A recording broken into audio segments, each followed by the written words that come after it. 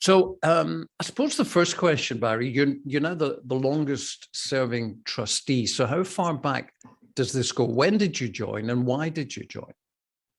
My daughter was diagnosed with Friedreich's ataxia in 1998, when she was 14. And I didn't join the charity then. I was aware of it, and I had been working, well, working's a bit strong. I had been doing things for a pharmaceutical company, Roche, for a number of years. I've been chair of their ethics committee looking at phase 1 studies. And for doing that, the company always gave you money to donate to a charity.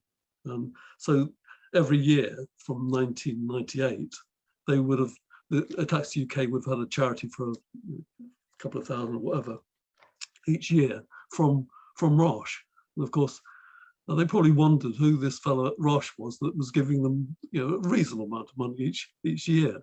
And so I was then approached by the then chief executive, Judith Kidd, well, she didn't call herself chief executive, I think it was director, and Ernie Heath, who was the chairman of the charity at that time. And they sort of were quite interested. They saw an opportunity with a pharmaceutical company that giving money, and so they invited me to a meeting at the Institute of Directors, and really asked me to join the board and be co-opted onto the board, and I said yeah. So it was about 1999, 2000 that I actually joined the board. And since then, you've been involved in quite a few projects. Is the one that stands out that's given you the most satisfaction? Well, I have been involved in a lot of projects, and not particularly. I mean, I think all of them actually are important. I mean, I wouldn't like to single out a single thing that I've done. I've been in, I've thought about, what have I done with the charity? What have I been involved with? And there's so many of these different little projects, and some of them are quite big, but I don't think there's any one that I would particularly say was, the top. 22 years from beginning to now. Yeah. Would you have expected the charity to be where it is now, or has it gone through all these different projects you've been involved in? Has it gone further than you expected? I think that it's gone as expected, and probably further than expected. Where if you consider where it was in 1999, I think that there are so many things now that are going on that really, unless there was a change in this sort of mindset, weren't going to happen. And I think that a number of things, I think I've contributed to that, and I think that the change in strategy that we suggested very early on, about sort of having a scientific advisory committee, about having a scientific officer, has actually sort of catalyzed that and made it happen all the more. So it really has been very good progress, I think, in terms of what it's actually doing. Obviously we wait for benefits in terms of finding a cure or a real treatment for the ataxias. Yeah. One thing I think I've noticed since my first attendance at conference is just how much more professionally run the charity is now. I mean, in that first conference, I'm not quite saying they used cave paintings instead of PowerPoint, but it was as kind of rear view mirror. How long have you been involved, Paul, actually? Well, I've been involved probably, well, when I was in Scotland, I was involved, and that would be about 30 years ago. A former university lecturer of mine asked me to do a raffle for the charity, and I'd never heard of it. And then that's how I got involved. But in my period, I haven't been as closely involved or as hardworking as you, or at the coalface as you have. But even from my position, I think the charity works much better now. It's much smarter. It's much more professional. Would you agree? Well, I think that's right. I mean, I have heard sort of significant people say that. I mean, the charity now comes across as being highly professional and very well respected throughout the world, actually, as a sort of a patient voice, if you like, and a funder for the ataxias globally. So it's great, actually. It Yeah. really is. And part of that professionalism is that more and more people around the world want to collaborate with the UK Ataxia. How important is collaboration going forward? Well, collaboration is key, isn't it? I mean, it's absolutely fundamental. I mean, there are so many examples of things that have happened through collaboration. You know, the Ataxia UK probably funds more projects as a result of collaborative arrangements with other charities, other organisations than it could on its own, without a doubt. You know, everybody knows in the end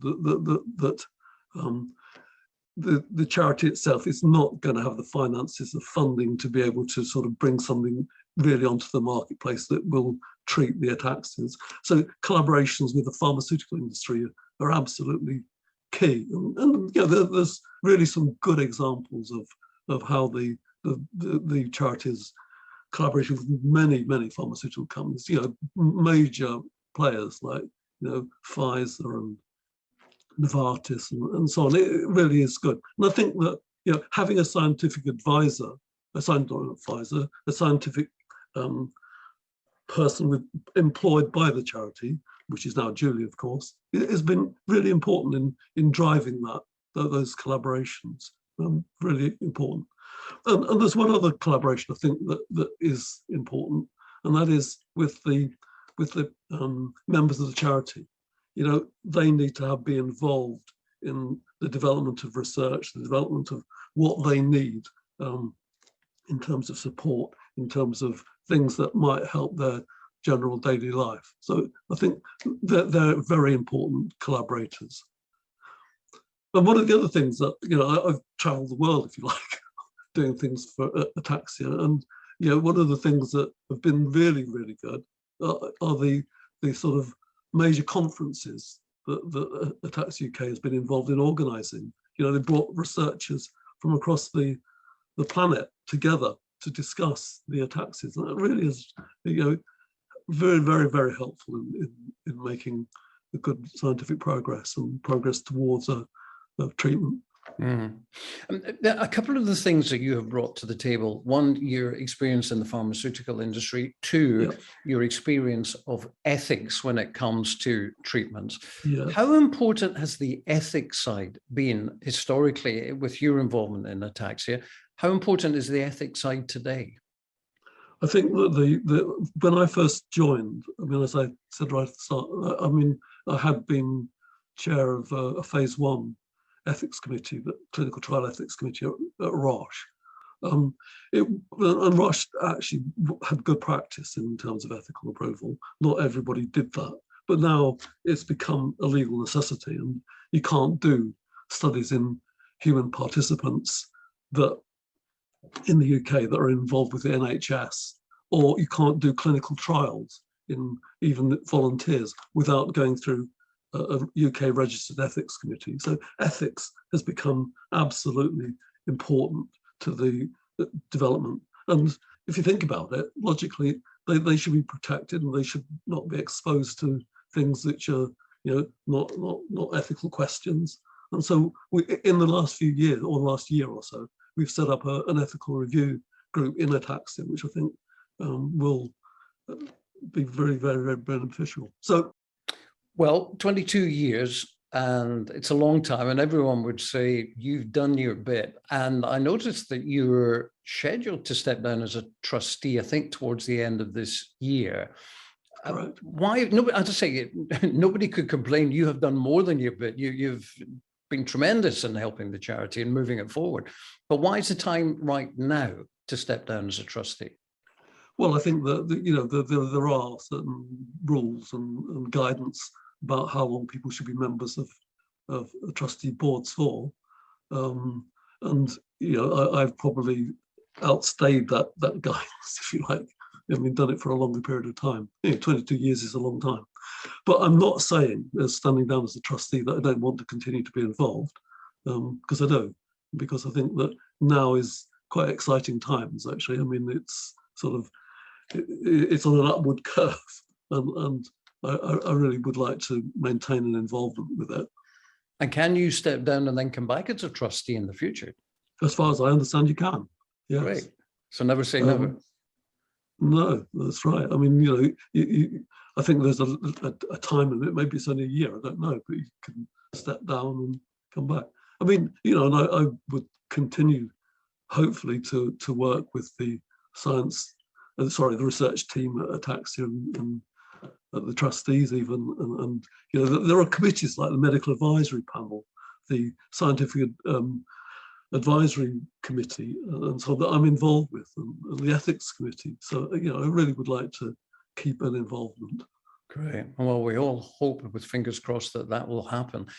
Final question to you, Barry. The reason we are recording this is because on the day of conference, you're doing something else, not unconnected with Ataxia. What are you doing? Not unconnected, no. What is it? Right, it's probably a daft project, I don't know. It's something called Run to the Sea. It's an ultra marathon.